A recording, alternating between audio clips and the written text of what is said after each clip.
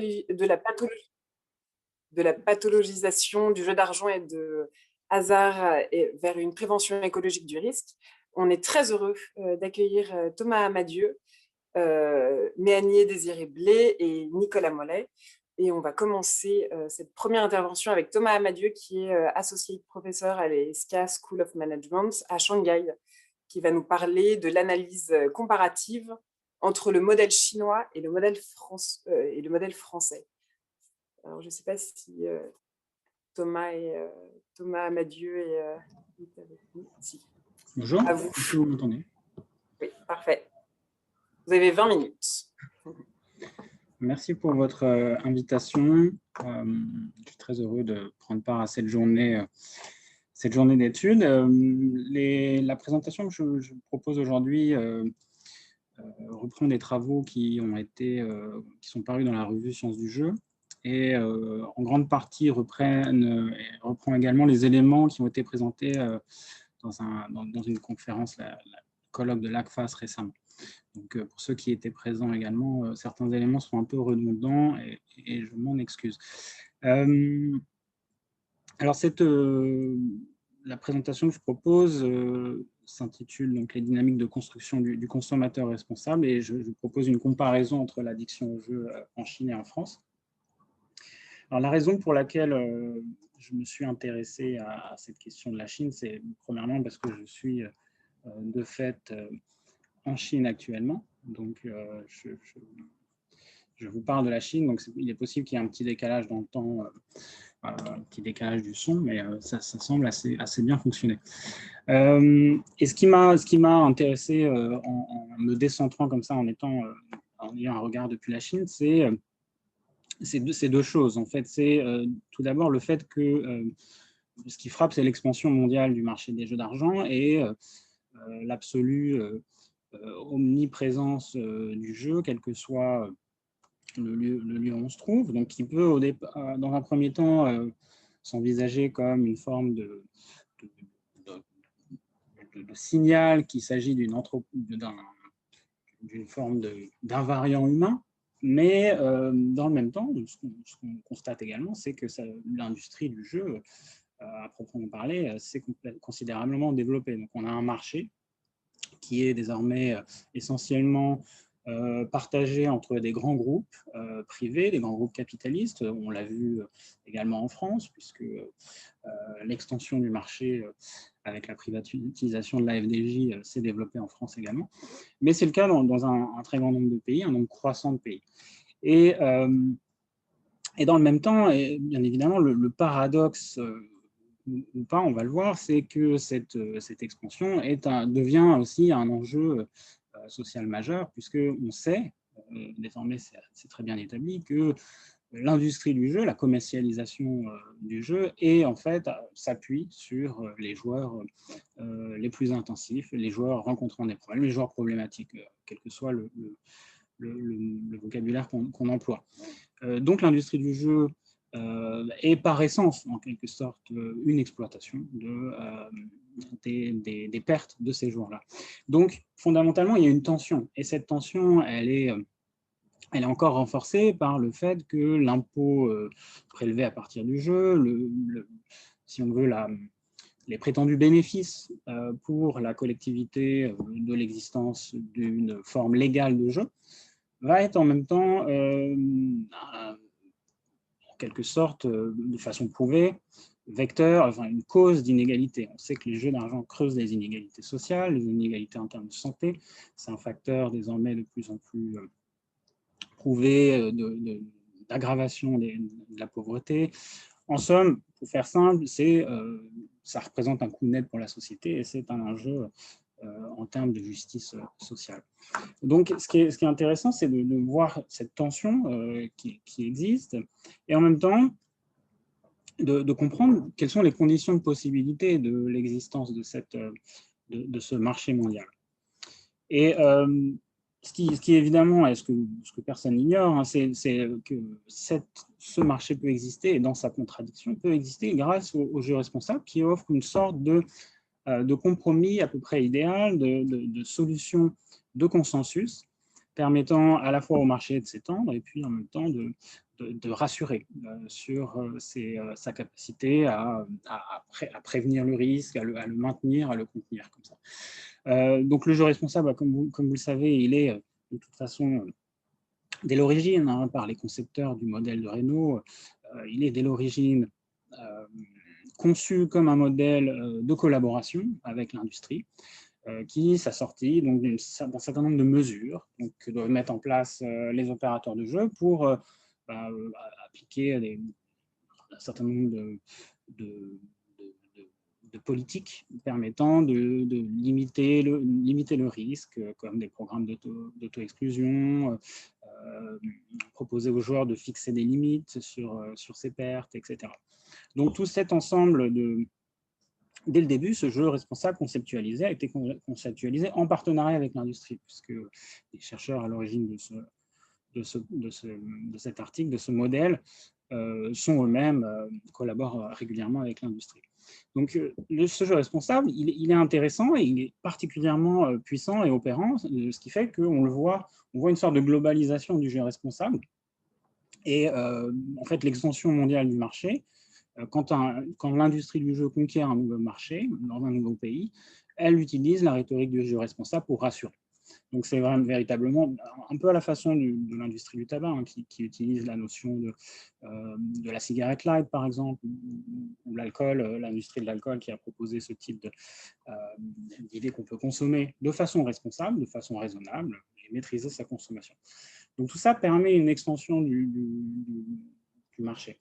Ce qui m'a intéressé, c'est de comprendre finalement, est-ce qu'il y a véritablement une globalisation? Et le fait d'être en Chine m'a conduit à me poser une question. Pourquoi on ne voit pas de jeu responsable en Chine? Pourquoi ça n'existe pas?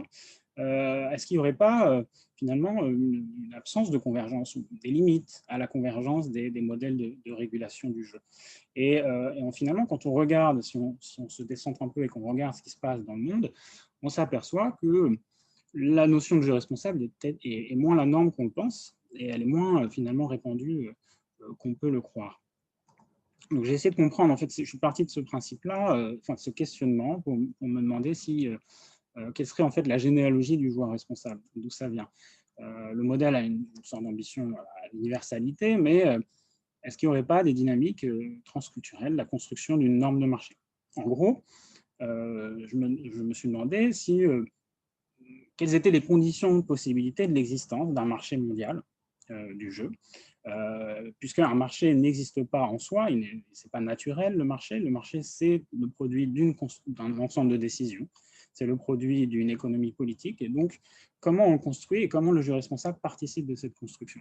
Donc c'est l'idée qui traverse mes recherches. Donc, pour ça, j'ai proposé donc une comparaison entre le modèle français et le modèle chinois, pour un certain nombre de raisons, notamment l'accès que j'ai à ces deux terrains, à ces deux marchés, et puis également parce qu'ils proposent en fait deux évolutions assez contrastées. D'un côté, on a le marché, le modèle français, qui est plutôt un marché qui s'oriente vers une approche plutôt libérale, même s'il était à l'origine relativement prohibitionniste, ou en tout cas restrictif.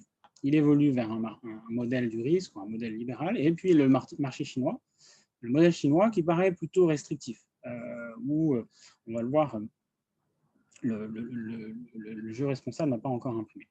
Donc, alors, pour commencer, quelques éléments, et je vais présenter assez rapidement, parce que ce n'est pas forcément ce qui intéresse le plus aujourd'hui. La notion en fait, de jeu responsable, elle a des origines en dehors de la sphère du jeu. C'est la notion de consommateur responsable. Au départ, dans les années 70, ça émerge autour de l'idée en marketing qu'on peut faire en sorte que la consommation devienne davantage concernée par les externalités environnementales. Donc ensuite, ça se développe avec la notion de responsabilité sociale des entreprises, la RSE, qui dans les années 90 explose véritablement. Et aujourd'hui, c'est devenu l'alpha et l'oméga des politiques menées par toute entreprise se doit de montrer qu'elle est responsable, éco-responsable, et donc qu'elle suit notamment les objectifs des Nations Unies, par exemple, etc. Donc tout ce concept, en fait, vient du marketing et il vient à l'origine d'une préoccupation environnementale. Et ce qui est intéressant, c'est qu'on va ce concept a été étudié, notamment dans une approche qu'on pourrait qualifier, qui fait écho à ce qui était dit en introduction, une approche qui fait référence aux travaux de Foucault sur la notion de gouvernementalité. Comment on crée un consommateur responsable? Comment on crée une agence, une agentivité, si on veut, du consommateur, qui fait que le consommateur va se conformer à un certain nombre de normes de comportement. Donc, il y a pas mal de travaux là-dessus qui sont intéressants et qui sont en dehors de la sphère du jeu, hein, mais qui posent aussi des questions et un certain nombre de limites. Notamment le fait de savoir est-ce qu'il peut y avoir, est-ce que ce ne serait pas un mythe? Est-ce que le consommateur éthique et responsable existe vraiment? Est-ce qu'on peut responsabiliser le consommateur? Et surtout, plus fondamentalement, on s'est demandé si ce concept de responsabilité sociale, il ne serait pas une contradiction dans les termes pour toutes les industries qui sont des industries controversées. Alors, les industries controversées, parfois on les appelle autrement. On peut considérer que ce sont toutes les entreprises qui commercialisent des produits ou des services qui sont de nature coercive dans le sens où ceux qui les consomment en fait, ne sont pas toujours en contrôle de leur consommation, n'ont pas toujours le choix de consommer en réalité. Donc, il y a un certain nombre d'exemples, mais voilà, l'alcool, un certain nombre de consommations qui produisent des externalités donc négatives, qui ont un impact négatif, mais qui en même temps ont un souci de légitimation, qui ont besoin de montrer patte blanche, si on veut, et qui se soucient de réduire le stigmate social qui freine en fait leur activité économique. Et donc, la question qui s'est posée et que se posent ces chercheurs, il y a un certain nombre de revues qui travaillent là-dessus, c'est de savoir est-ce que finalement on peut importer à ces entreprises-là ce modèle. Donc, c'est dans ce cadre-là que je me suis demandé quelles sont les conditions de possibilité du jeu responsable, et notamment du jeu responsable en France. Et un premier élément qu'on peut mentionner, que je vais mentionner très rapidement, c'est évidemment la première condition de possibilité du jeu responsable, c'est l'existence d'un modèle médical, d'une médicalisation, d'une approche médicale en fait de la question des jeux d'argent.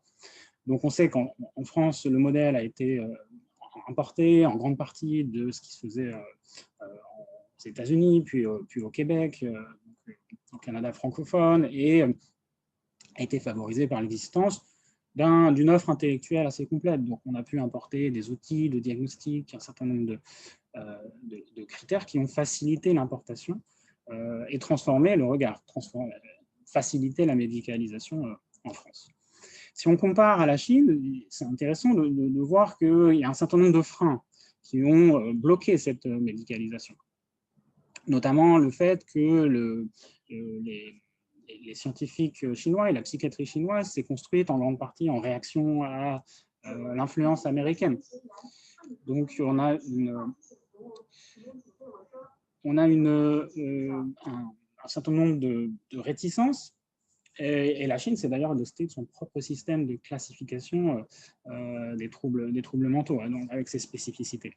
Donc, d'emblée, on a cette volonté de distinguer au niveau anthropologique, finalement, la conception de l'homme en Chine par rapport à ce qui existe aux États-Unis. Et par ailleurs, on a un certain nombre d'effets liés notamment à l'influence de certains travaux chinois qui tentent à montrer que en fait, les Chinois ne se comporteraient pas de la même façon, que les critères de diagnostic ne seraient pas adaptés, etc. Donc, on a finalement un blocage à ce niveau-là.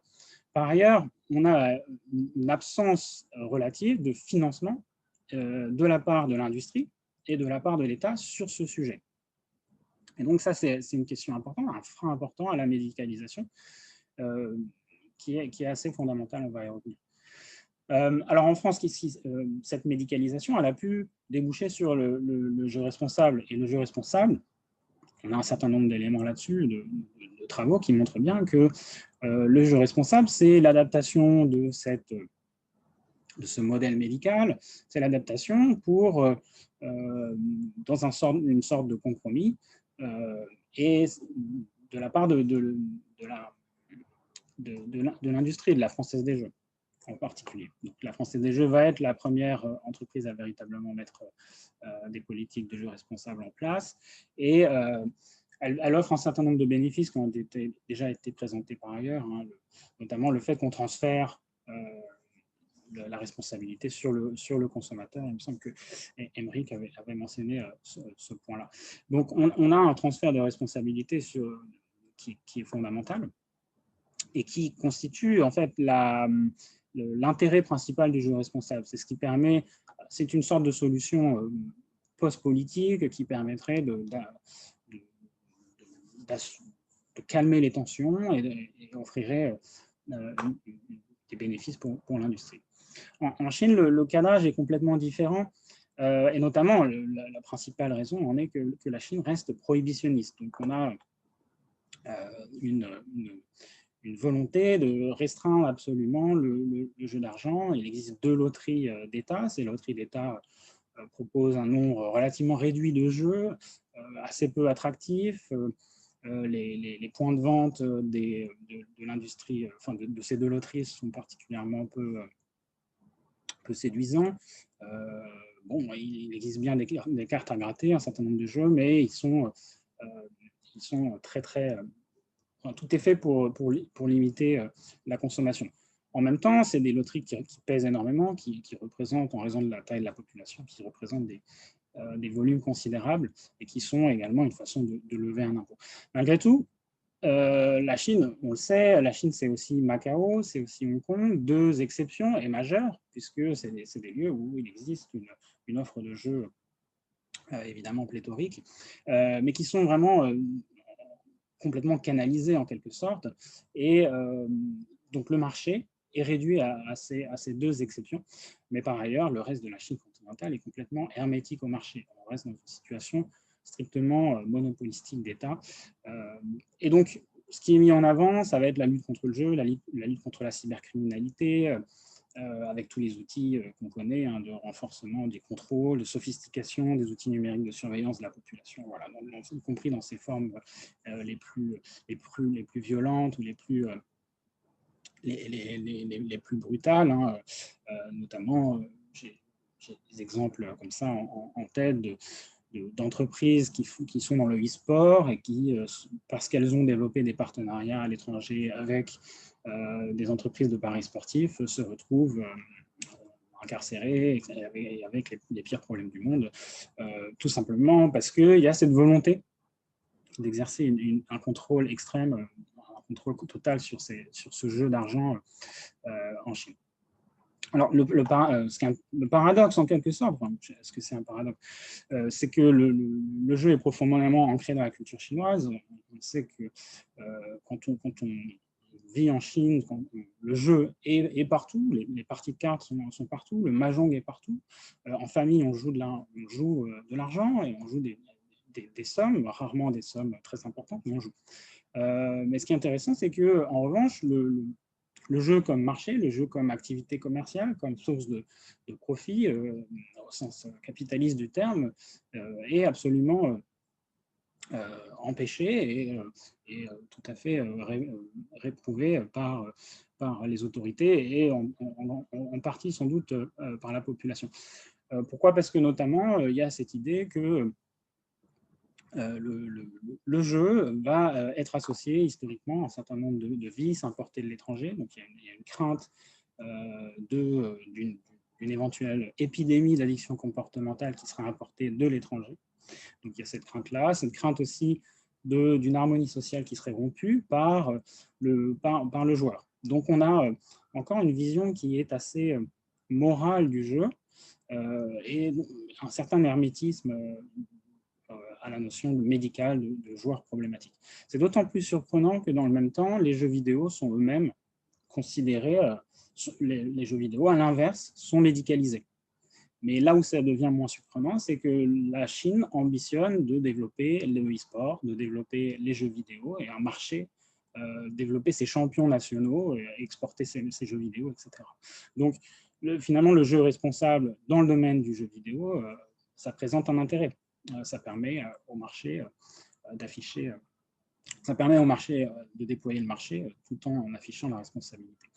Alors que dans les jeux d'argent, ce n'est pas du tout le choix qui est fait. Si on compare à ce qui existe dans les pays, dans un pays comme la France, c'est intéressant de regarder également du côté du contexte axiologique, des opinions publiques, en fait. On pourrait avoir tendance à penser que fondamentalement, l'expansion du marché des jeux est peut-être liée à un certain libéralisme dans les mœurs des populations qui considèrent que le jeu, après tout, est un divertissement, est un loisir et qu'on devrait laisser ce jeu se déployer. Mais en réalité, ce qui se passe, c'est on voit poindre des premiers indices d'un certain retour de bâton, d'un backlash par rapport à cette question, puisque le peu de données qu'on a sur les opinions publiques vis-à-vis du jeu sont extrêmement négatives, en fait. Même dans des pays plutôt d'humeur libérale comme les pays anglo-saxons, en Grande-Bretagne par exemple, on s'aperçoit que les gens considèrent qu'il y a trop de jeux, que le jeu est dangereux pour la vie de famille, le jeu devrait être découragé, etc. Donc on a un certain nombre d'items qui nous laissent à penser que le modèle américain qui a été exporté en Angleterre, qui est exporté ensuite en France, et donc on a suivi en se disant que ça ne ferait que des bénéfices. Ce modèle, en fait, on peut-être commence à trouver un certain nombre de limites et on peut se demander si une politique des jeux qui serait un peu plus démocratique, qui se préoccuperait de l'opinion publique, pourrait avoir tendance à peut-être revoir les priorités qui sont celles de la politique des jeux actuelle. Voilà, j'ai proposé une sorte de modèle qui est temporaire. Hein, j'essaie de comprendre comment tout ça s'articule, mais on a grosso modo 3 grands acteurs, l'industrie du jeu, le régulateur et la science, en fait, les recherches sur le trouble du jeu, qui s'articulent entre elles, qui s'influencent mutuellement et qui contribuent à forger ce consommateur responsable, ce joueur responsable, qui n'est pas universel, mais qui est culturellement différencié, dont les conditions d'existence sont liées à ces conditions de possibilité sociales, culturelles et politiques. Voilà, donc pour conclure ces quelques éléments qui sont en fait le produit d'un travail que je cherche à développer, mais l'idée principale, ce qui me semble être le plus important ici, c'est qu'il faut, à mon sens, on va vers, j'espère, une sortie de la focalisation unique sur le jeu responsable comme seul horizon de régulation, et on va peut-être être amené par un certain nombre de travaux scientifiques, d'analyses qui montrent les limites du modèle. On réalise en fait que les croyances sur lesquelles repose ce modèle sont peut-être en partie fragiles. Bon, voilà. Je vous remercie. J'espère avoir tenu le délai qui m'était imparti, le temps qui m'était imparti. Oui. Je vous remercie de votre attention. Oui. Merci beaucoup, Thomas Amadieu. Oui, cette question de la norme par rapport aux représentations qu'on peut avoir d'un phénomène, cette question du point de vue qui va influencer aussi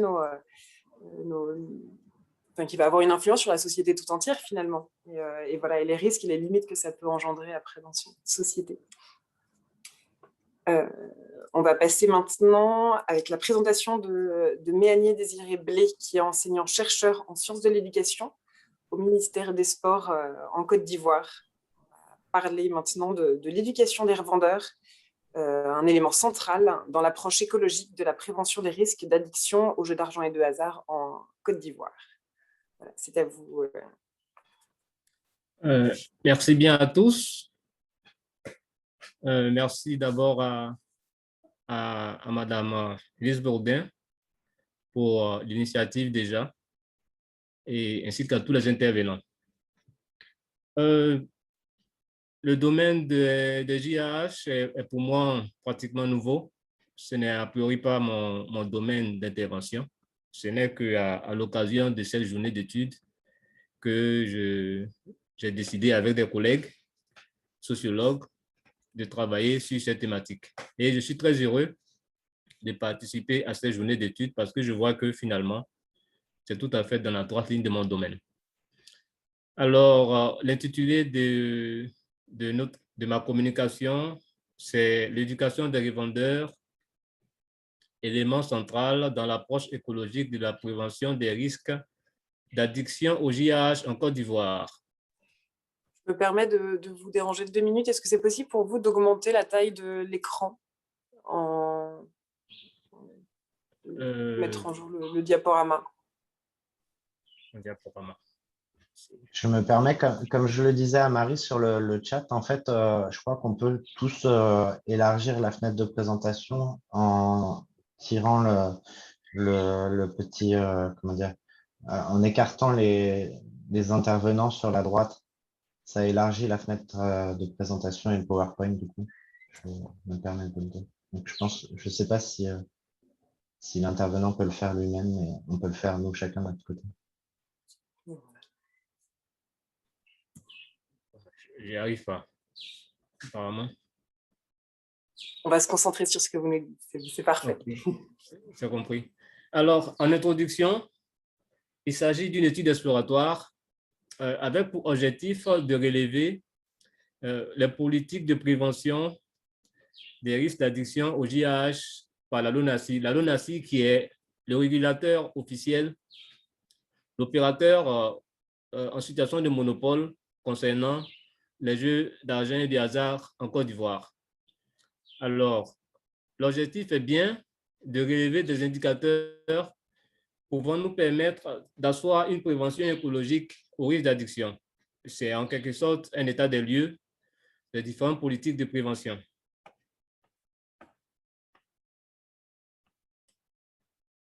Toujours en introduction, nous allons commencer donc par une brève socio-historique des JAH en Côte d'Ivoire. Il faudrait savoir qu'à l'indépendance de la Côte d'Ivoire en 1960 et jusqu'en 1969, où a été inauguré l'Hôtel Ivoire, pour ne pas faire de publicité, les JAH étaient interdits, en l'occurrence par le président de la République, qui voyait plutôt un moyen d'aliénation. Marc Valeur l'a souligné tout à l'heure, il y a une opposition entre les valeurs qui étaient, on va dire, prônées par les jeux d'argent et les valeurs du travail, de patience, comme également l'a souligné Kaloua. Ces valeurs-là sont donc en contradiction avec les valeurs qui étaient prônées dans le cadre même du travail. Alors, de 1970 à 1980, il y a eu une légitimation des jeux avec des petits grattages. Il a fallu attendre les années 90 avec l'émergence des PMI en Côte d'Ivoire et des mises qui ont été en hausse. Les années 2000, nous avons assisté à une explosion des chiffres, surtout avec l'apport, la contribution du numérique, ce qui fait que nous sommes passés d'un chiffre d'affaires de 50 milliards à près de 200 milliards aujourd'hui. Alors, quel constat pourrait-on faire? À cette explosion des chiffres, devrait normalement suivre une prévention des risques d'addiction. Alors que ce n'est pas le cas, il y a toujours les plaintes des différents parents des joueurs et il y a également des demandes de protocoles de soins, d'abstinence et d'interdiction de jeu. On constate donc que alors que les jeux d'argent et de hasard ont subi une explosion, on n'assiste pas à une prise en charge, ce qui nous amène à poser le problème qui est celui-là, malgré ces changements et des gros volumes de mise, il y a un manque criard de prise en charge des addictions au JAH. On pourrait constater que même si ces jeux-là sont légalisés, il n'y a toujours pas d'encadrement, ni de statistiques, on ne sait pas qui joue et qui est addict. Alors que Élise Bourdin avait souligné tout à l'heure des statistiques, également Marc Valeur, pour voir un peu les différentes, on va dire, les différentes lignes des personnes qui jouaient. On va dire les différents profils des joueurs. Alors, quelle solution face à cette problématique? Face à ce problème posé, nous avons trouvé que l'éducation des revendeurs était un axe qu'il faudrait investiguer. Par éducation, nous entendons plutôt, on va dire, l'apprentissage. L'apprentissage qui est en quelque sorte un changement de comportement à la suite d'un entraînement. Alors, quelles seraient les questions de recherche dans ce cadre? La question de recherche serait: quels sont les dispositifs de prévention, d'une part, et surtout, comment éduquer le revendeur à la prévention écologique des risques? Également, sur quelle vulnérabilité s'appuyer et puis comment prévenir ces vulnérabilités-là à ces risques. Pour définir les JH, nous pourrons dire que ce sont des jeux où le sujet mise de façon irréversible un bien, argent ou objet, et où l'issue du jeu aboutit à une perte ou un gain en fonction ou totalement du hasard. Définition de l'INSEM 2008, page 17.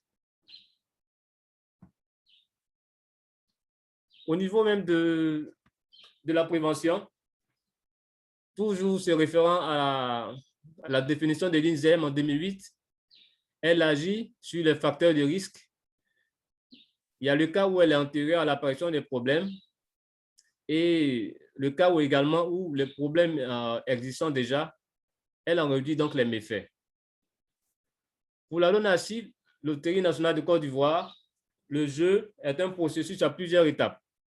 Et ici revient également la notion de jeu responsable que mon collègue Thomas vient d'évoquer. Dans cette notion de jeu responsable, l'opérateur vise la protection du joueur et du processus. Et tout ce processus-là a des balises. Ces balises consistent à recueillir des informations. Il y a des indicateurs sur le terrain qu'on va surveiller et puis que ceux qui sont en contact avec les joueurs vont faire remonter à l'opérateur. Au niveau de la revue des travaux, nous pouvons évoquer les différents facteurs de vulnérabilité, tels que les facteurs socio-éducatifs, le support social réduit, le bas niveau de ressources emploi, la position et l'investissement des parents, facteurs de risque ou de protection, ainsi que la place et l'acceptation au JH des parents.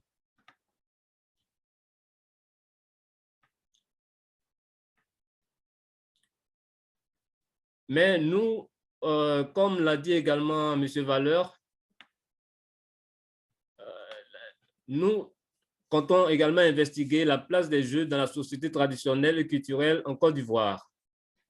À ce niveau, on pourrait peut-être interpréter qu'il y a un rapport de force lorsque le revendeur est confronté aux joueurs. Il y a un certain rapport de force qui est mis en place. C'est comme si le joueur tentait de relever le défi et il voudrait s'engager dans quelque chose qui est pourtant dangereux, mais se disant, comme on le dit, aimer des dieux et faisant partie d'un destin. Alors ce joueur-là va comme défier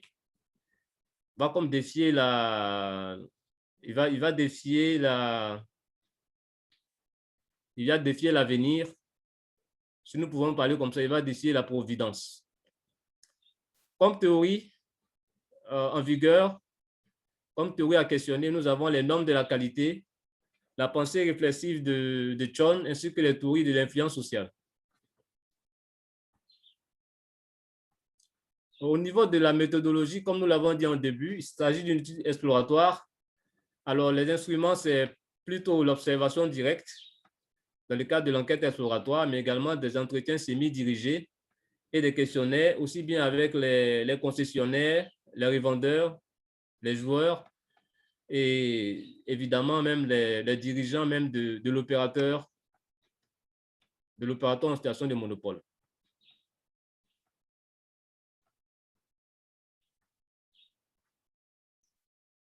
Comme résultat, au niveau de la prise en charge des risques d'addiction, la LONASI, qui est l'opérateur officiel, traite les risques d'addiction même dans le cadre de la cellule qualité. Il y a des normes même qui ont été édictées par la LONASI et elle veille à pouvoir respecter ces normes-là. Il y a également des normes internationales telles que DOVLA et le jeu responsable. Il y a des indicateurs de suivi qui demandent à ceux qui sont sur le terrain de bien vouloir faire remonter à l'opérateur. Il y a également le service médico-social qui comprend aussi bien le médecin que le service social et l'équipe juridique, puisqu'il y a souvent des plaintes qui arrivent sur le bureau même des opérateurs et ces plaintes-là souvent, ce qui décrit une détresse sociale, ces plaintes ces plaintes-là émanent souvent de la famille des joueurs. Il faut savoir qu'en Côte d'Ivoire, c'est peut-être aussi valable dans d'autres pays, il y a beaucoup de joueurs qui sont dans le cadran supérieur de la population, je vais dire la population plutôt âgée. Alors que nous savons qu'en Afrique, il y a une prise en charge déjà, il y a une prise en charge, même si la personne est âgée, cette personne continue à être le fournisseur même pour les générations qui suivent. Alors, ces jeux-là, du fait des conséquences qui y sont comprises, ces jeux donc pourraient déclencher de la détresse sociale. Et les personnes qui sont victimes de cette détresse sociale-là, donc, n'ont d'autre recours que de s'adresser à l'opérateur pour qui un protocole de soins ou même un protocole d'abstinence des jeux. Parce que également, la loi n'est pas très active en Côte d'Ivoire. Ce n'est qu'en 2019 que le projet de loi avait été mis sur la table à l'Assemblée nationale et il n'a été adopté que l'année dernière. Et ce projet de loi-là visait surtout à réglementer le secteur et aussi à empêcher la prolifération des jeux clandestins. Et ces jeux clandestins-là, les joueurs y participent en arguant que les mises au niveau même des jeux formels sont trop élevées, alors ils préfèrent se mettre dans les formels en misant dans le loto ghanéen. Et en adoptant les différentes lois, dont également la loi qui institue un organe de régulation, c'était dans le but de contrecarrer la prééminence de ces jeux-là. Et cela se voit même dans la typologie des jeux qui sont privilégiés en Côte d'Ivoire. C'est le loto en collaboration avec un opérateur français. C'est le loto. Tout ça pour contrecarrer le loto ghanéen qui a beaucoup cours. Toujours au niveau des résultats, il faudrait savoir que la prévention des addictions doit prendre en compte les facteurs de vulnérabilité. Ces facteurs de vulnérabilité, nous l'avons déjà évoqué plus ou moins. Il y a déjà l'emplacement des jeux, qu'ils soient à l'approche des frontières, dans les grandes villes ou dans les zones rurales. Donc, en prévention ici, c'est surtout la sensibilisation sur les risques ciblés dans ces localités et zones. Que pourrait contenir une éducation à la prévention des risques d'addiction?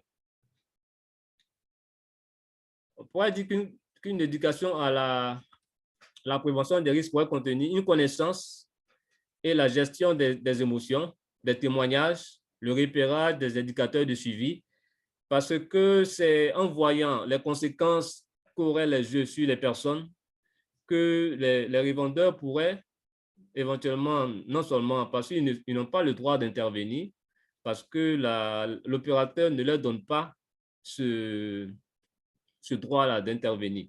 Et c'est valable pour les dames qui fournissent les billets. Mais il faudrait savoir qu'il y a une vertu sociale, il y a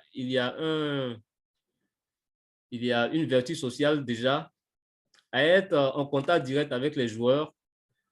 Alors, ces revendeurs-là, ils pourraient, en étant éduqués, repérer différents indicateurs qui montrent qu'il y a problème. D'autres facteurs de vulnérabilité sont l'âge, le statut social des joueurs, que ce soit de l'encadrement inférieur, en l'occurrence très jeunes, que ce soit les élèves ou les étudiants ou les personnes âgées dans l'encadrement supérieur, surtout les retraités. La prévention, un intervenant a déjà dit, la prévention, c'est l'interdiction carrément, ou encore des mesures coercitives. Et comme facteur de vulnérabilité également, il y a les types de jeux, que ce soit les jeux en salle, les jeux de PMU, les jeux électroniques répétitifs et récurrents, les jeux en ligne. La prévention également ici est ciblée sur des lieux et salles, ainsi que les différents supports. Le dernier facteur de vulnérabilité que nous voyons, ce sont des systèmes de GAH avec un monopole de la lunatie, l'absence ou la rareté de loi, l'absence d'un organe de régulation, des vendeurs et des revendeurs uniquement intéressés par leurs gains. Et c'est pour cela que nous avons trouvé qu'une solution consisterait à impliquer les revendeurs qui sont en contact direct avec les joueurs, qui sont un élément important même de l'écosystème des jeux d'argent et du hasard. Et ces revendeurs-là, du fait de leur proximité avec les joueurs et du fait des directives qui leur sont données, peuvent remédier à ces failles des systèmes-là. Ici également, une prévention serait multidimensionnelle avec un droit de regard de l'État, une politique publique de santé ainsi que l'éducation des revendeurs. Nous rappelons ici une citation de l'INSERM, à savoir « L'information des groupes considérés comme à risque paraît techniquement difficile à réaliser de manière directe. Il est cependant possible de développer la formation des opérateurs de jeux, des détaillants et des employés gravitant dans le monde du jeu. » Alors, ce tableau, c'est un peu le récapitulatif de ce que nous venons de dire précédemment. Il met en miroir si bien les facteurs de vulnérabilité avec les éléments, les indices qui les caractérisent, que la prévention écologique du risque pour chaque cas de vulnérabilité.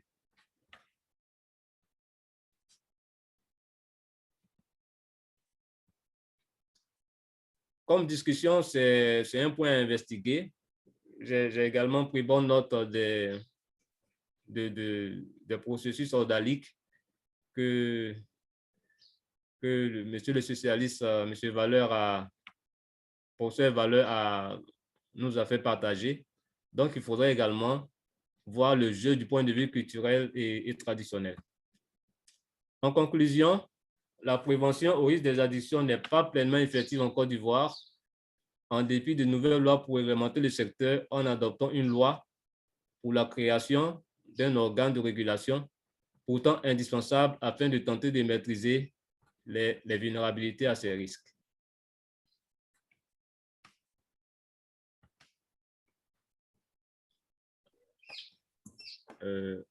Voilà, je pense avoir fini. Merci bien de m'avoir prêté la parole. Oui, merci beaucoup pour cette recherche enrichissante qui nous permet de découvrir aussi, de nous faire aussi un pas de côté sur ce qui se passe sur la place du jeu en Côte d'Ivoire. On peut se poser déjà aussi plusieurs questions, on y reviendra tout à l'heure. Maintenant, on a le plaisir d'accueillir Nicolas Mollet, qui est fondateur de Allfish France, site de Lille.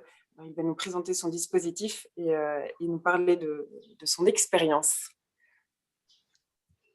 Oui, bonjour à toutes et à tous. Et merci à Élise pour son invitation qui va me permettre de vous présenter mon expérience.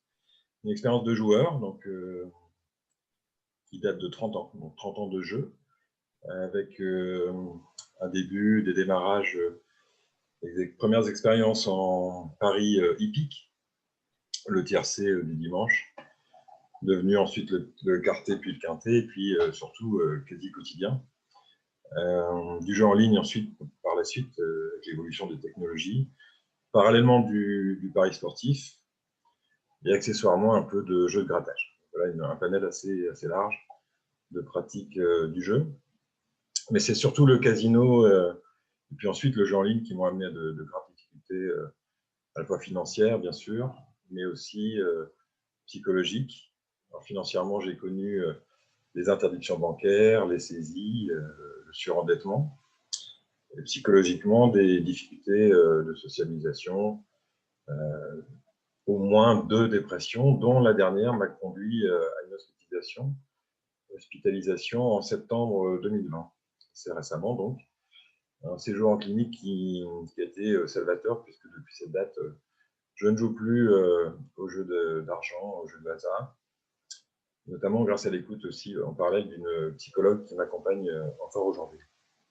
Mais ce qui m'a manqué pendant cette thérapie, pendant ce séjour en clinique, c'était la possibilité de parler du jeu, de la pratique des jeux de façon très concrète, en utilisant le vocabulaire des joueurs, leur code, qui sont un peu absents du vocabulaire des soignants qui m'entouraient, et de pouvoir échanger en complicité donc, avec des interlocuteurs qui comprenaient à la fois mes envies, mes sensations, mes pulsions, mes manques. Et l'idée est venue pendant ce séjour de créer donc, All Fish France, qui est une plateforme d'échange, de témoignages ouverte aux joueurs, pratiquants ou non, en tout cas en questionnement pour parler de leur rapport au jeu.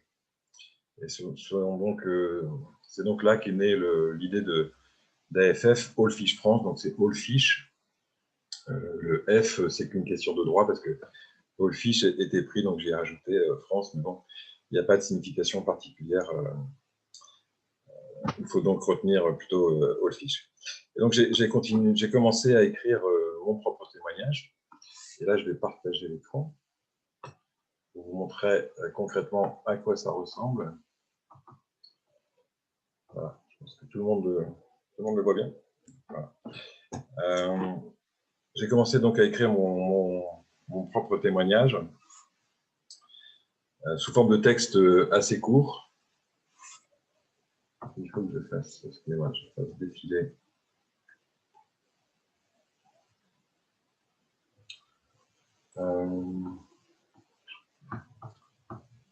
Voilà.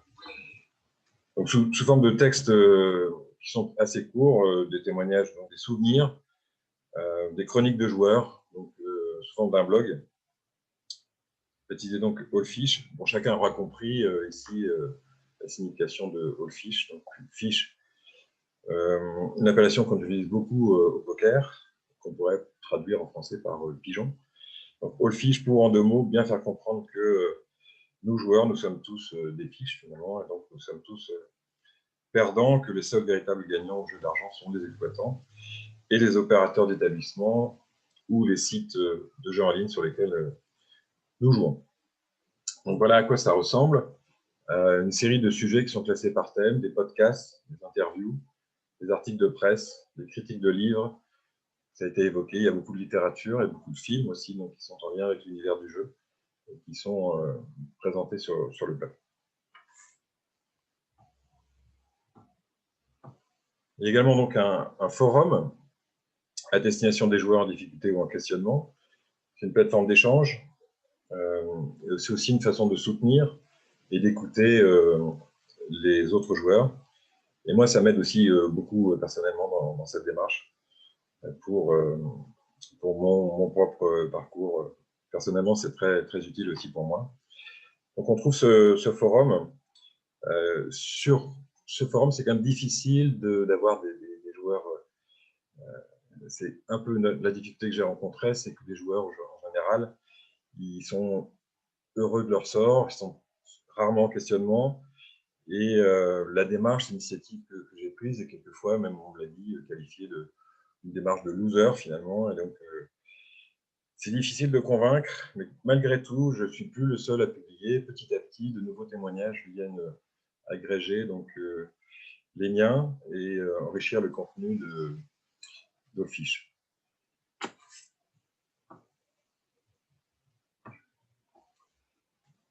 Alors, très vite, assez rapidement, les soignants m'ont contacté pour saluer l'initiative, mais aussi pour échanger sur des possibilités de collaboration. Il s'est avéré qu'Offiche peut constituer une ressource pour les spécialistes de l'addiction au jeu que vous êtes pour certains, avec des projets de fiches techniques, d'analyse de comportement qui sont en cours actuellement. Mais cet axe de développement n'était pas du tout envisagé au départ. C'est quelque chose que je n'avais pas prévu. Aujourd'hui encore, il n'est pas prioritaire pour moi. Mais je suis ravi d'être là aujourd'hui et d'intervenir quelquefois sur des échanges de ce type. Mais ce n'était pas l'objectif premier d'Offiche, et ça l'est honnêtement toujours pas aujourd'hui. Ce qui est beaucoup plus d'actualité pour moi, c'est le rôle de lanceur d'alerte d'Offiche en direction du public, en direction des médias, des opérateurs, voire du législateur. C'est vraiment la nouvelle orientation que je veux donner à l'initiative. Vous avez à l'écran une campagne assez inspirante qui n'est pas française. Les campagnes françaises sont beaucoup plus soft. Elle est suisse, mais c'est vers ce type de communication percutante que nous voulons nous orienter pour alerter sur le jeu excessif comme problème de santé publique trop souvent ignoré, pour sensibiliser sur la situation des 200 000 joueurs addicts en France, sur les dépressions, les suicides, la délinquance qui est liée au jeu d'argent, les conflits familiaux, etc. Informer sur les méthodes employées aussi par les opérateurs, sur la communication agressive, souvent intrusive via les réseaux sociaux, alerter sur la nécessité de protéger les mineurs et sur le conditionnement du joueur. Enfin, il y a beaucoup de sujets qu'on aimerait aborder avec des communications un petit peu différentes de ce qu'on peut voir habituellement. Ça passera par des messages donc, qui seraient délivrés aux médias, à la presse et aux réseaux sociaux, facilement accessibles aujourd'hui. La diffusion de statistiques, d'enquêtes, des parrainages de personnalités concernées, un petit peu de la même façon que les sites de jeux en ligne, notamment le font, mais pour véhiculer un message qui sera tout à fait différent et avec d'autres témoins, certainement, pour sensibiliser donc à la question de l'addiction au jeu d'argent et de hasard. Nous voulons communiquer auprès d'un grand public de manière innovante pour créer le buzz, pour créer eh bien une prise de conscience et alerter, par exemple en reprenant des codes de communication des acteurs du jeu, en les détournant, comme ici par exemple. Alors l'idée n'est pas de bâillonner Kylian Mbappé, pour qui j'ai un profond respect, j'espère qu'il gagnera l'Euro dans quelques jours, mais il s'agit plutôt d'interpeller en associant le logo Offiche à des personnalités qui font la promotion d'un jeu, et en particulier souvent des lotos sportifs. Parmi les actions que nous projetons à la rentrée, nous souhaitons aussi organiser des ramassages de tickets à gratter sur la voie publique pour les exposer sous forme de tas sur les places publiques pour alerter de façon écologique aussi sur le jeu à gratter. Pourquoi pas. Également à l'étude, des rencontres de joueurs qui sont sur le terrain en point de vente.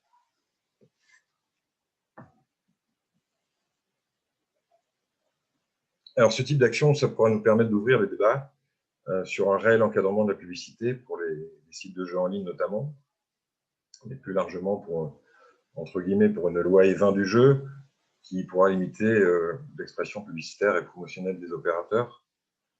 Au-delà des actions de terrain, nous avons d'ailleurs entamé des contacts au niveau parlementaire, auprès d'une députée du Nord notamment, déjà engagée dans la lutte contre une autre forme d'addiction et désireuse de nous aider. Nous souhaitons par exemple que certaines pratiques, comme les pushs, envoyés aux joueurs par SMS pour leur proposer des bonus, des codes boostés, soient interdits. Aujourd'hui, je dialogue depuis quelques semaines avec un joueur de paris sportif qui m'a contacté sur Rollfish et qui me dit que chaque matin, à son réveil, plusieurs propositions de jeux, des paris immanquables, des cotes sûres et exceptionnelles lui sont proposées. Ce sont ces méthodes de communication qui sont dangereuses et inacceptables que nous voulons, si ce n'est supprimer, en tout cas encadrer. On les retrouve sur les réseaux sociaux et elles touchent particulièrement évidemment les mineurs sans aucun contrôle.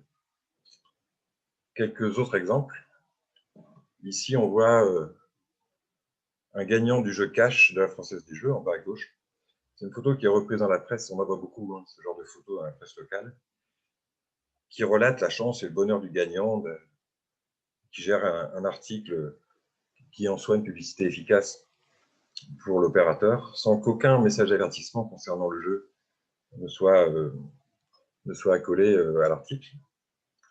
Alors, comme pour l'alcool, finalement, la presse devrait avoir obligation de mentionner les dangers du jeu d'argent dès qu'elle relate un fait en lien avec celui-ci. La photo de jetons que vous avez à côté illustre les bonus abusifs qui sont promis sur les sites de jeux en ligne, jusqu'à 500 € maintenant, et qui ferment immédiatement le client, avec des modalités de distribution des sommes qui sont promises, qui sont très compliquées et qui obligent à un investissement au moins égal, avec des remboursements qui sont sur la photo de droite. Vous avez un ticket de cash, jeu de grattage vedette de la FDJ. Il est indiqué en haut à droite, plus d'1 chance sur 4 de gagner. Il s'agit clairement d'une manipulation parce qu'en fait, la Française des Jeux considère que recevoir la même somme que celle qui est investie est un gain. C'est-à-dire si je joue 10 €, on me rend 10 € et c'est gagné. Ce qui permet d'indiquer en statistique un gagnant sur 4. Alors que les chances de gagner, si on retire cette notion de remboursement, elles ne sont que de 11,82%. On n'a donc pas une chance sur 4 de gagner, mais plus une chance sur 10, et une chance de 0,0002% de gagner le gros lot, soit les 500 000 €.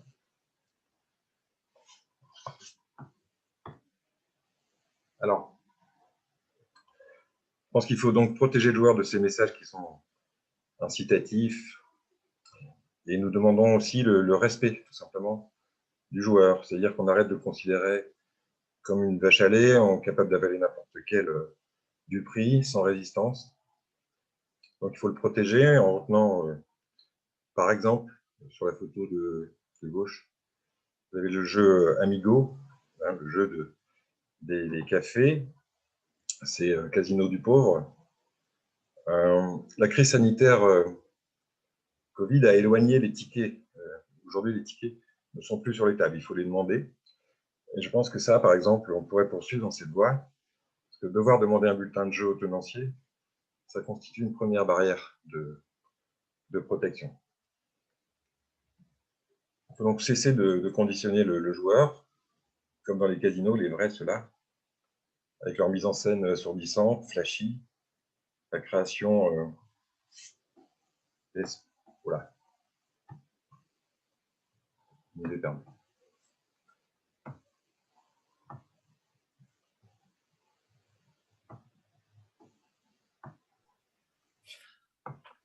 Merci, merci beaucoup. Je finis. Je finis. Alors, je n'ai plus le. Voilà. Il me reste une diapo, je crois que j'ai encore le temps.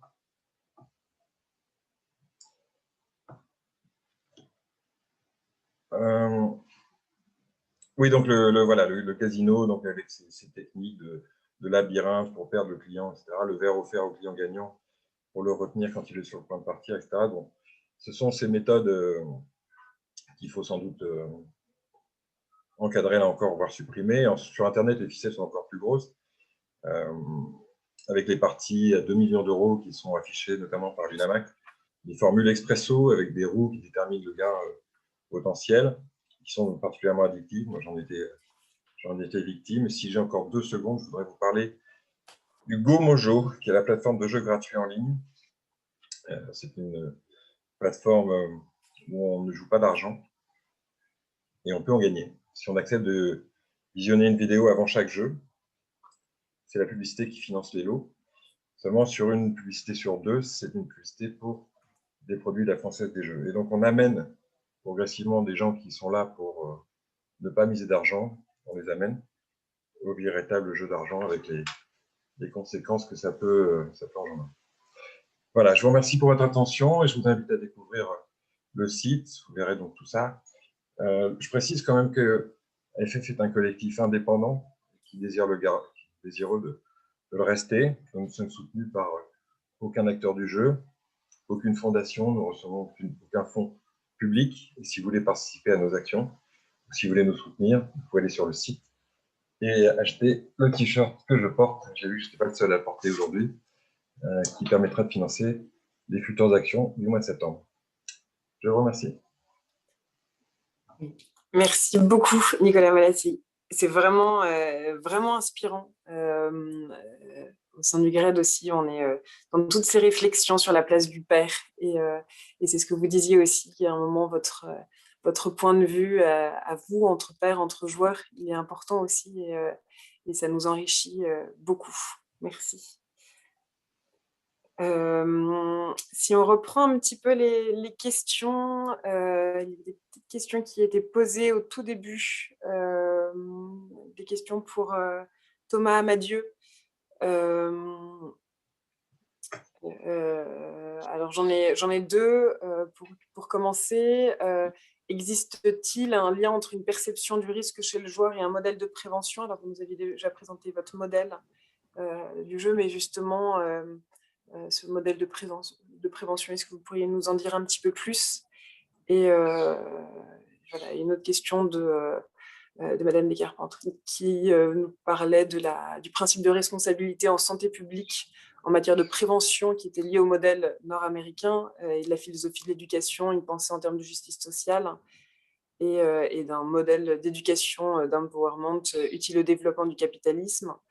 La question, c'était de comment construire une comparaison avec des modèles anthropologiques de l'éducation américano-centrée et ceux de la Chine. On est encore sur ces questions du Sud versus du Nord. On vous laisse la parole. Merci pour ces questions très intéressantes. Je vais essayer d'y répondre. Alors, sur la première question, sur la perception du risque chez le joueur et le modèle de prévention, disons que en fait, on a très peu de preuves de l'efficacité du modèle de jeu responsable, notamment sur sa capacité à avertir des dangers et à vraiment renseigner le joueur sur le risque. En fait, on n'a pas de travaux convaincants et indépendants sur cette question-là. Donc, il n'y a pas d'impact en termes de prévention. En fait, c'est un modèle qui n'est pas efficace. Par ailleurs, ça rejoint peut-être la deuxième question, peut-être pas la deuxième, la troisième, sur la question du modèle nord-américain et de la justice sociale. Oui, la référence à Rawls est intéressante. Si on s'intéresse à la question de la justice sociale ou de la notion d'empowerment, il faut comprendre dans quel contexte on se place. Est-ce qu'on considère que finalement le joueur comme le consommateur est dans une situation est placé dans une situation sur un pied d'égalité finalement avec les opérateurs de jeu, et à ce moment-là on peut l'avertir des dangers, lui faire passer un certain nombre de messages et du coup il va arriver à se maîtriser, ou est-ce qu'au contraire on considère, comme ce que la présentation de monsieur sur Rollfish, on voit bien que l'industrie du jeu en fait se dote d'un ensemble de techniques pour manipuler, en fait, pour jouer des biais cognitifs, pour créer des conditionnements opérants, etc. Quel que soit le mécanisme, en fait, on a en face une industrie qui est devenue, qui a acquis une telle puissance, une telle liberté d'action, que parler de modèles de modèles de prévention dans lequel on renforcerait l'agence du consommateur en l'avertissant des dangers, en lui indiquant les éventuelles conséquences à long terme de son action, etc. Tout ça est une fiction. Et à mon sens, on est en train d'en sortir, notamment parce qu'en santé publique, il me semble que de plus en plus, on voit apparaître des sons de cloche un peu dissonants, notamment sur le fait qu'il faudrait abandonner ce jeu responsable et plutôt adopter une vraie approche de santé publique qui dirait il faut limiter l'offre, il faut s'attaquer à la racine du problème, limiter la possibilité d'avoir des designs trompeurs, limiter le nombre de jeux, limiter la publicité, etc. Comme c'était mentionné dans cette présentation très intéressante de Rollfish, les joueurs qui ont vécu ces difficultés, ce qu'ils veulent, c'est pouvoir être moins exposés à cet ensemble de dispositifs qui sont véritablement aliénants et qui cherchent à exploiter un certain nombre de difficultés sociales ou de fragilité. Donc, le modèle, si j'ai bien compris la question, hein, mais ce modèle de santé publique, de prévention, et c'est vrai qu'il vient, c'est un modèle américain, il s'inspire de Rawls, mais en fait, dans le sens strict de responsabilité, de responsible gambling, ou le jeu responsable, à mon sens, c'est un dévoiement des principes énoncés par John Rawls de dignité, de justice sociale, en fait, puisque, au contraire, ce qu'on fait, c'est qu'on dégrade la situation des plus démunis. Donc, en ce sens, quand on compare avec le cas chinois n'est en rien, n'est nullement un exemple à suivre, mais si on le compare, c'est intéressant de voir, il révèle simplement que finalement, c'est même pas tellement pour des raisons anthropologiques fondamentales que le modèle de jeu responsable n'est pas adopté. À mon sens, hein, il est plutôt pas adopté parce que il n'offre pas, on n'a pas besoin de lui finalement. On n'a pas besoin du jeu responsable parce qu'on n'a pas besoin de légitimer un marché. Et donc, à mon sens, c'est ce qui s'opère à ce moment-là. Donc, c'est pour ça que la comparaison me paraît intéressante, mais ce n'est pas du tout une comparaison qui prendrait un autre modèle, un modèle chinois qui serait meilleur. Pas du tout. J'espère que ça répond à la question. Alors, je crois qu'il y avait une troisième question, mais elle m'échappe un peu dans le chat. Il y a un commentaire, une précision sur la critique qui n'est pas un jugement.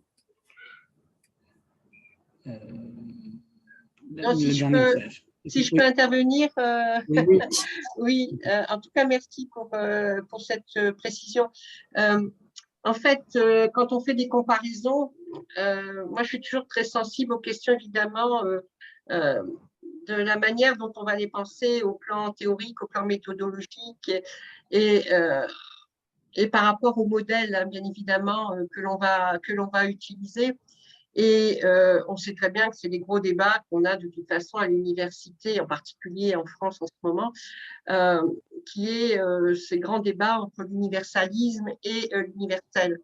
Et en fait, quand on fait des études comparatives, qu'est-ce qu'on fait? En général, on part de l'idée qu'il existe un seul et unique modèle scientifique qui est celui d'un modèle universel de la causalité. Et donc, à partir de ce moment-là, on va chercher à comparer n'importe quel dispositif, hein, j'irai au sens gaussien ou n'importe quel. Oui, on va parler des dispositifs. Et on va utiliser ce modèle de l'universel propre à la science à partir de modèles, je dirais, eurocentrés qui vont déterminer des méthodologies spécifiques pour construire la comparaison. Et en règle générale, on cherche dans les comparaisons les invariants, par exemple, entre deux cultures. Bon. Et, mais le problème, c'est que on se heurte à ce moment-là à ce qui relève des cultures, à ce qui relève ce qui construit à la fois les pratiques et les discours sur les pratiques. Et là, moi, je pense que, surtout en matière de comparaison, je me dis, mais comment on peut comparer Et ce n'est pas histoire de dire que c'est mieux chez des Chinois hein, là-dedans. Mais comment peut-on comparer un principe de responsabilité qui, dans l'histoire même des idées, n'a pas le même sens, n'a pas la même culture, parce qu'il n'est pas issu de la même philosophie du rapport à la responsabilité, tel qu'il peut être pensé éventuellement dans des modèles de prévention en Chine, qui ne sont absolument pas ceux de la manière de se représenter la responsabilité dans ce modèle américano-centré ou même eurocentré. Pour moi, ça, c'est vraiment le problème du dialogue qu'on doit avoir. Moi, je trouve que ça fait partie de notre responsabilité de chercheur, justement, c'est de ce dialogue entre l'universalisme et l'universel. C'est les grosses questions dans l'université en ce moment. Bref. Bon, donc moi, c'est vraiment ce qui m'interroge dans ces dispositifs de comparaison, et je fais toujours très attention à ça, parce qu'on est dans un implicite de l'interculturalité. Et c'est un vrai problème d'être dans cet implicite d'interculturalité, parce que cette interculturalité que l'on veut universelle, et surtout universaliste en règle définitive, pardon, cet universalisme ferait qu'on a une vraie tolérance vis-à-vis de pratiques différentes. On a une vraie tolérance entre ce qui relève de la responsabilité, de la manière dont elle est pensée par l'autre.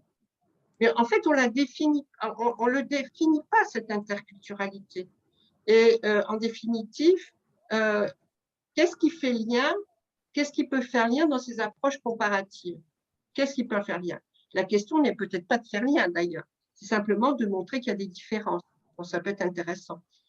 Mais encore une fois, comment on peut penser des pratiques de prévention et surtout des discours sur les pratiques de prévention, parce que nous, c'est ce qu'on fait. On construit des discours sur des pratiques. Et on essaye effectivement, en tout cas, nous, à Paris 8, on essaye de les construire à partir des référentiels de la critique, bien évidemment.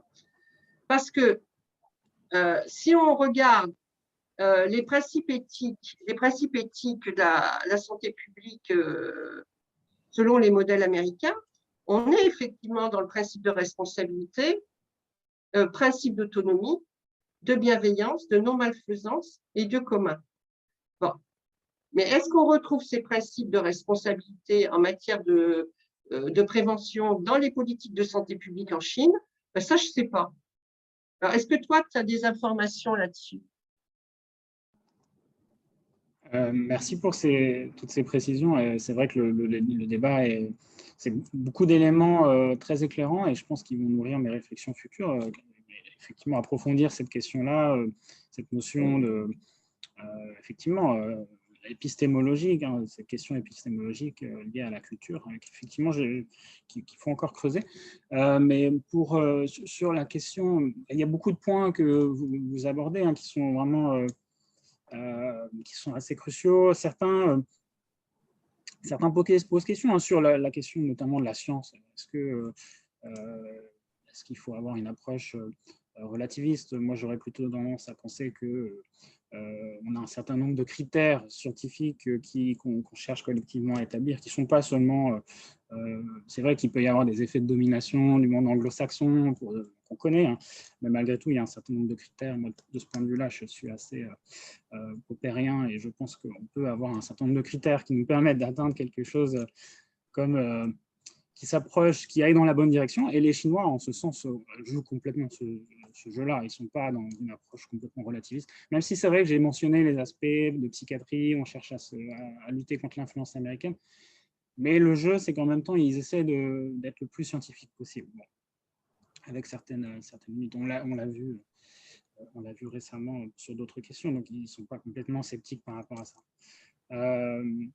Vous mentionniez une dernière question, mais du coup, que j'ai oubliée.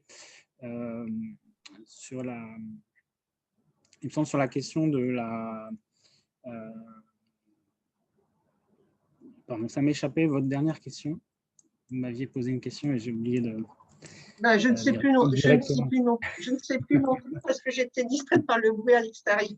Désolée. Non, mais non, mais on continuera le débat parce que il y a des collègues qui ont peut-être envie de poser des questions. Mais ça fait partie des choses qui, à mon sens, on a travaillé collectivement quand on réfléchit modèle de prévention, quoi. En définitive, de quoi on parle. Et surtout, moi, je vois beaucoup les dégâts de ce modèle d'empowerment en ce moment en France et où on renvoie dans tous les secteurs de la prévention la responsabilité à l'individu. Autrement dit, si tu t'en sors pas, c'est parce que tu n'as pas suivi le bon protocole, et y compris en santé mentale. Et sur les violences sexuelles faites aux femmes, moi, je le vois en permanence dans les permanences que je peux faire et dans les associations.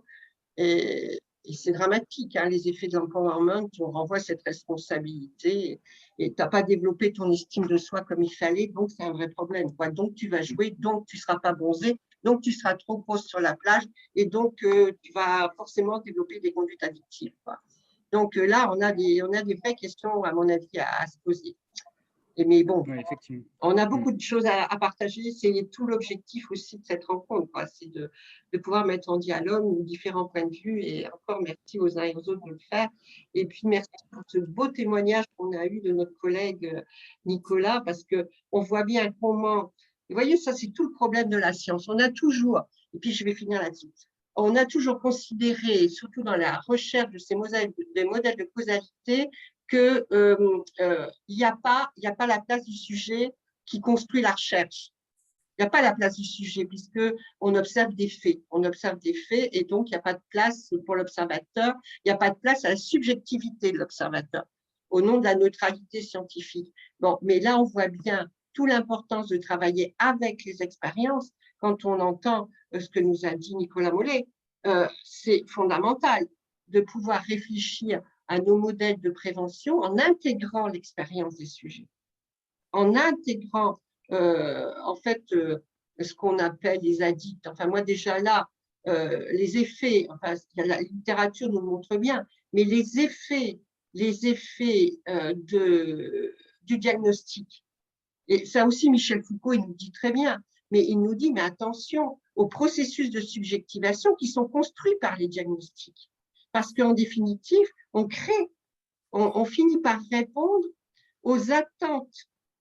Bon, bien sûr, le diagnostic est nécessaire. Je ne suis pas en train de dire qu'il ne faut pas le faire, hein, c'est pas ça.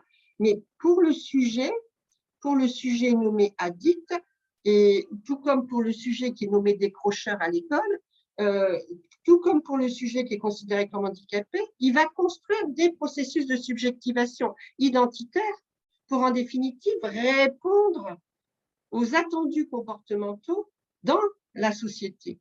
Et là, là aussi, on a une responsabilité par rapport à ces effets de diagnostic. C'est comme ces enfants qui sont nommés par les décrocheurs, notamment par la littérature québécoise. Ah oui, ben, je suis décrocheur, donc je me fais une carrière de décrocheur. Ah oui, mais c'est peut-être pas ça qu'on attend de lui, quoi. Et puis, c'est peut-être pas le meilleur pour lui. Hein, donc, là, je pense qu'on a vraiment des questions de fond qu'on a à se poser. On est dans un monde qui est global, qui n'est pas seulement économique, mais on est aussi dans un monde global de la recherche et où on fait comme si, on fait vraiment comme si tout le monde faisait référence au même modèle. Et il faudrait faire comme si tout le monde avait besoin du même modèle pour penser à la science.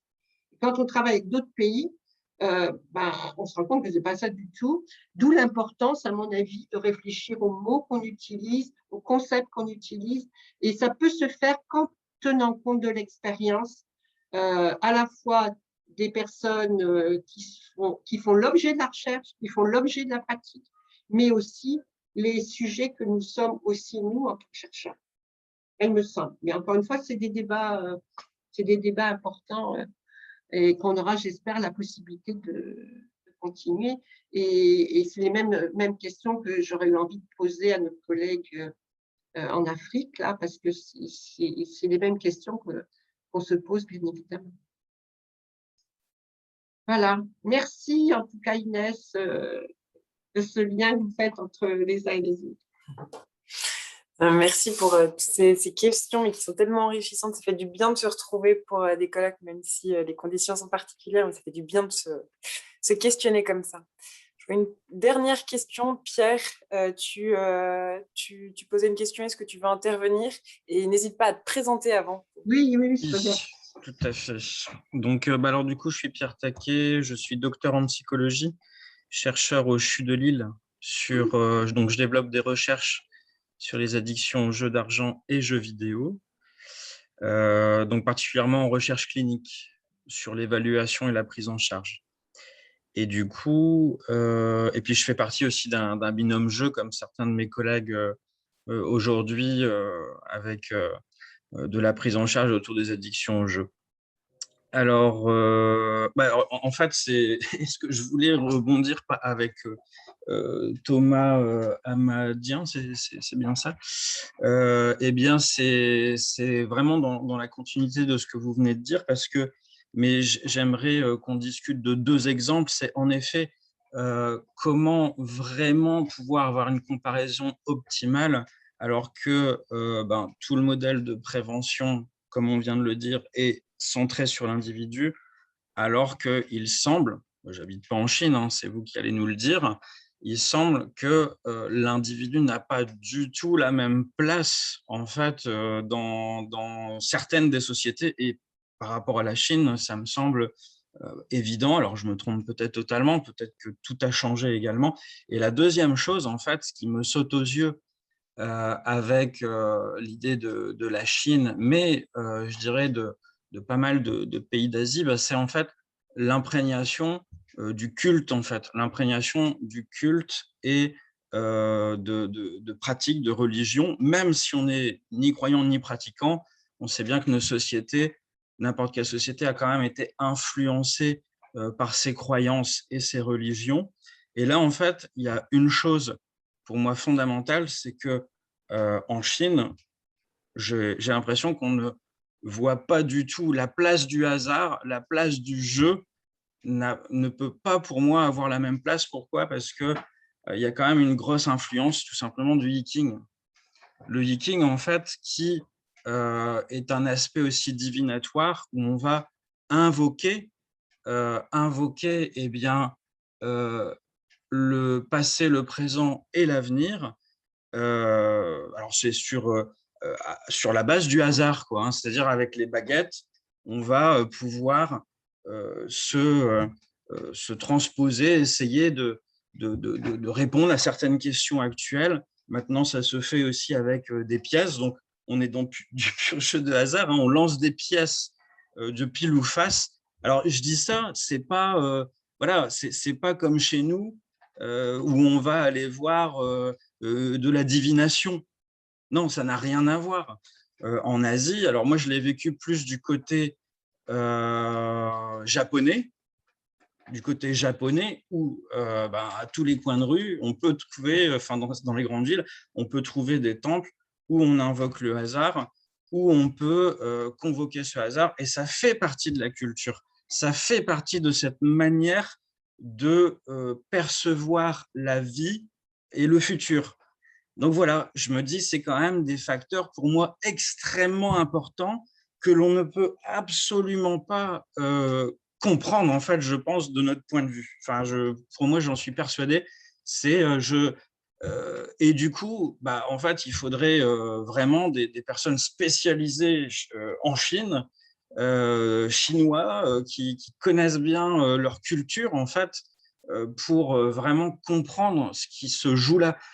Autre exemple, je suis spécialisé sur l'addiction aux jeux vidéo, je vais au Japon, j'ai questionné plusieurs personnes. En fait, pour eux, l'addiction aux jeux vidéo, c'est pas important. Enfin, c'est parce que en fait, le jeu vidéo est imprégné dans leur vie, c'est leur manière d'être bad boy, en fait, le jeu vidéo. Donc, du coup, c'est plutôt libérateur qu'autre chose. Donc, sans parler de tout ce qui est hikikomori, qui n'a rien à voir avec le jeu vidéo, mais ça, c'est autre chose, l'hikikomori. Et donc, pour moi, on peut être vraiment très déstabilisé à pouvoir comparer des sociétés qui n'ont pas les mêmes bases, en fait, les mêmes repères, les mêmes fondements. Donc voilà, je vous rejoins par rapport à ce que vous venez de dire. Et c'est ça que je voulais vous renvoyer Thomas, est-ce que vous en pensez? Merci pour toutes ces remarques qui sont effectivement absolument centrales, cruciales. Et vous avez raison, c'est une vaste question. Est-ce qu'on peut enquêter sur des sociétés radicalement différentes? J'ai plutôt tendance à penser que oui, les outils de la sociologie, la démarche compréhensive consiste à essayer, enfin, ça part d'une idée qu'on a une rationalité malgré tout commune et qu'on a la capacité, en interviewant quelqu'un, un joueur par exemple, à le comprendre. Alors c'est vrai que quand les sociétés sont radicalement différentes et quand éventuellement on est confronté à des barrières de la langue par exemple, en Chine, le fait aussi que la parole n'est pas libre, le fait que la démarche d'enquête n'est pas toujours bien perçue, mais ça existe aussi en France. Hein. Quand on interroge des joueurs, on peut être aussi perçu comme un flic, hein, ça peut être un problème. Mais c'est vrai qu'en Chine, il y a la parole est aussi contrôler, et ça peut susciter la méfiance, la démarche de faire une enquête. Donc, vous avez raison, c'est vrai que j'ai plutôt tendance à penser qu'on peut adopter une démarche compréhensive et qu'on ne doit pas, à partir du moment où il y a une différence culturelle, considérer que l'altérité est telle que c'est impensable. Non, je ne pense pas. Mais vous avez raison, il faut devenir spécialiste de la question et c'est effectivement un vrai challenge, une vraie difficulté. Hein. Ce que vous mentionnez est super intéressant. Dès lors qu'on veut essayer de comprendre les mécanismes, ce qui peut marcher en prévention, quels sont les points éventuellement de bascule dans l'addiction, ce genre de choses. Ce qui n'était pas mon cas dans ma recherche. Hein. Je ne me suis pas questionné sur ces questions-là, mais si je veux explorer ça, il faudra effectivement questionner la place de l'individu. Vous avez raison, hein, le fait que ce n'est pas du tout la même chose. La question des cultes, de l'importance des croyances superstitieuses, du divinatoire, ce genre de choses. Et puis, ce que vous mentionniez sur le Japon est super intéressant, hein, sur ce côté société extrêmement normée, où en fait c'est des sociétés de la contrainte, des sociétés où effectivement le jeu peut être perçu comme libérateur, le jeu vidéo, l'enfermement éventuellement dans une addiction, peut être perçu comme une libération par rapport aux contraintes. C'est complètement l'inverse de ce qui peut exister en France, où au contraire, on est dans une société où on est enjoint à s'éclater, à consommer pour révéler qui on est, etc. Donc, tous ces éléments que vous mentionnez sont absolument passionnants et il faudrait, c'est des choses à creuser pour des années et des partenariats avec des chercheurs chinois avec qui je travaille également, c'est des choses à aborder. Mais je pense qu'on ne doit pas s'empêcher de penser ça à partir du moment où c'est une autre culture. Il faut effectivement qu'on l'embrasse et qu'on interroge ces questions-là. Voilà. Mais en revanche, ce qui est intéressant, je terminerai là-dessus, c'est la question moi, ce qui m'intéressait, c'est la question du marché, comment on construit le marché et comment on construit l'industrie. Et l'industrie, en fait, elle trouve ses sources d'inspiration aux États-Unis, en Europe. Voilà, il y a des influences puissantes qui s'exercent au niveau de l'industrie. Et en fait, on va retrouver les mêmes mécanismes qui vont se mettre en place quand on cherche à créer de la dépendance ou créer des habitudes de jeu. Donc à ce moment-là, la culture du joueur finalement est un petit peu moins importante d'une certaine façon, je dirais. Parce qu'on va jouer sur des mécanismes qui ne sont pas purement culturels, qui ne sont pas tellement liés au sens, qui sont liés à des invariants du style des biais cognitifs, par exemple. Les biais cognitifs, ça, on les retrouve partout et ce n'est pas tellement lié à la culture. Mais vous avez raison, ça s'hybride. Donc merci pour cette remarque, Pierre. Merci à chacun. Je vois qu'il est midi. On a bien débattu ensemble. On va se faire une petite pause et on peut se retrouver tous à 13h30 pour reprendre le prochain atelier.